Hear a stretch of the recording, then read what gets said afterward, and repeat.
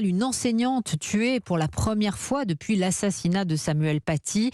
Elle était donc professeure d'espagnol dans ce lycée privé où elle exerçait depuis longtemps, Clotilde Dumay. Oui, c'est ce que confirme le témoignage de l'une de ses anciennes élèves qu'il avait eue comme professeur en 6e et 5e il y a une vingtaine d'années.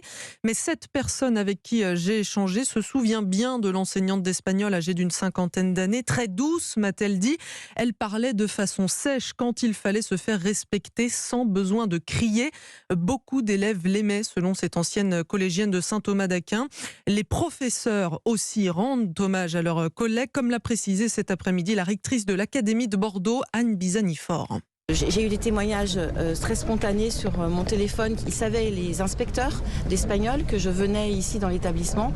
Ils m'ont fait part de leur émotion et ils m'ont fait part aussi qu'ils connaissaient cette professeure bien installée dans cet établissement, rayonnant dans son travail. Donc c'était une excellente professeure qui mérite toute notre admiration, au-delà de la sympathie et de la compassion que nous avons pour ses proches. Effectivement, un autre ancien élève que j'ai contacté se souvient, je le cite, d'une personne bienveillante et drôle, très sérieuse dans son travail et soucieuse de la réussite de ses élèves. Jamais, m'a-t-il avoué, je n'aurais pu imaginer son nom associé à un tel fait divers. Clotilde Dumay. Et cette épouvantable